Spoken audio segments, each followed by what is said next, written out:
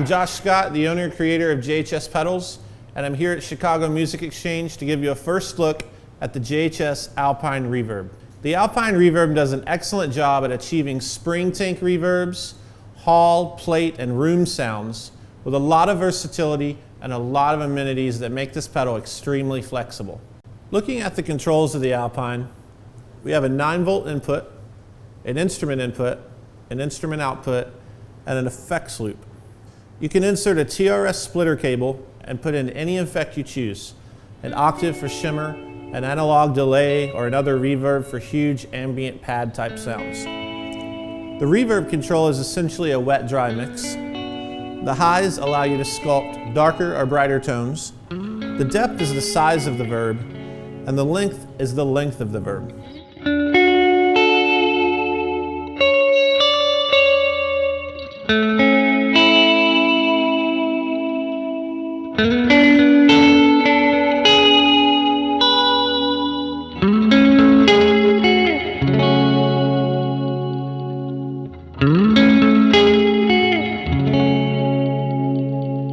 Let me explain the shift function.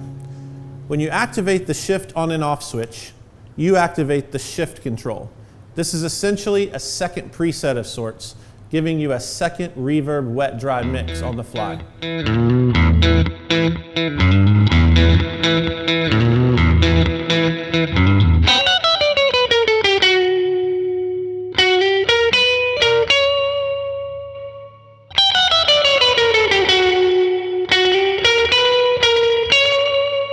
Let me explain the effects loop option. Take a simple TRS splitter cable that you can find at a lot of places and plug it into the effects loop jack. The ring is the return, so plug that into the output of any effect or pedal. And the tip is the send. Just plug that into the input of the effect or the pedal. This essentially lets you add that effect into the reverb itself to achieve some pretty creative sounds. Now there's an internal switch that works with this effects loop jack. You can have that switch to the off position, and what it does is it lets that effects loop work on either setting, the normal on and off or the shift on. It'll be on both presets essentially. If you flip the switch to shift, it's only going to be on the shift setting.